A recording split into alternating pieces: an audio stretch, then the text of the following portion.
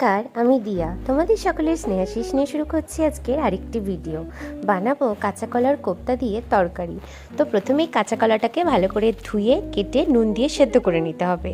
তারপরে পেঁয়াজ কুচি, লঙ্কা কুচি, আদা কুচি এবং রসুন কুচি এগুলো ছোটো ছোটো করে কুচিয়ে নিতে হবে আর কি জিনিসগুলোকে। তারপরে ওইগুলো ওই কাঁচা কলাটার সাথে যোগ করতে হবে।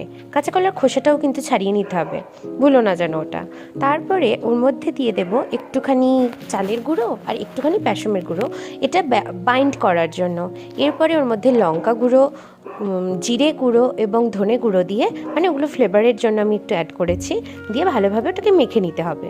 এরপর আমি একটুখানি বাদাম ভেজেছিলাম, তো বাদামটাকে একটু কুড়িয়ে নিয়ে ওর মধ্যে দিয়ে দিলাম। এর মধ্যে আমার ঘরে বানানো একটু ভাজা মশলা ছিল, সেটাকেও দিয়ে দিলাম। ভাজা মশলা এই চপ টপ জাতীয় জিনিসের মধ্যে দিলে ফ্লেভার তো এত সুন্দর হয়, সেটা নিশ্চিত তোমাদের বলতে হবে না। এরপর কড়াতে একটুখানি সাদা তেল গরম করে ওর মধ্যে ছোট ছোট করে বড়ার মতো করে ওই কাঁচা কলার ওই পেস্টটাকে ভেজে নিতে হবে। দেখো লাল লাল করে ভেজে নিয়েছি। তো এইটাই দারুণ লাগে খেতে, কিন্তু আমি বানাবো তরকারি। তো তার জন্য প্রথমে একটুখানি মিক্সিং জারের মধ্যে টমেটো, আদা এবং কাঁচা লঙ্কা বেটে নিয়েছি। টমেটো, মটরশুঁটি আর লঙ্কা কেটেছি ফোড়ন দেবো বলে, আর তার সাথে একটুখানি গরম মশলা থেতো করে নিয়েছি। এরপর দেখো ওই বড়া ভাজা তেলটার মধ্যে একটুখানি জিরে গুঁড়ো, একটুখানি জিরে, টমেটো, তারপরে হচ্ছে যে তেজপাতা, ওই মটরশুঁটি, লঙ্কা, শুকনো লঙ্কা, এগুলো সব ফোড়ন দিয়ে দিলাম। এরপর এটাকে একটুখানি ভেজে ভেজে নিতে হবে। তারপরে ওই টমেটোর যে পেস্টটা বানিয়েছিলাম না আদা দিয়ে, ওইটাকে দিয়ে দিতে হবে। এরপর ভালো করে রান্না করতে হবে, এটা বেশ কিছুক্ষণ নাড়াতে হবে। এরপর ওটা কষে গেলে তারপরে এর মধ্যে একটুখানি হলুদ গুঁড়ো, একটুখানি ধনে গুঁড়ো, লঙ্কা গুঁড়ো এবং জিরে গুঁড়ো দিয়ে দিতে হবে।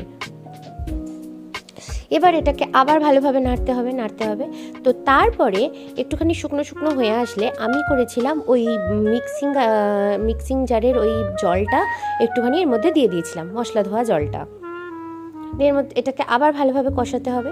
তো আমি কয়েকটা আলু সেদ্ধ করে নিয়েছিলাম, এটা ভেজে আলুটা করলে আরও বেশি টেস্ট হয়, কিন্তু আমি সেদ্ধ করে নিয়েছিলাম। তো সেদ্ধ করে আলুগুলো ওই এটা ঝোলটার মধ্যে দিয়ে দিয়েছি। এরপর ওই ভেজে রাখা কলার বড়াগুলোকে দিয়ে দিচ্ছি আস্তে আস্তে। এটা মানে ঝোলটা একদম ভালোভাবে হয়ে আসলে বড়াগুলো দিতে হবে, আগে থেকে দিলে বড়াগুলো পুরো ঘেটে যাবে।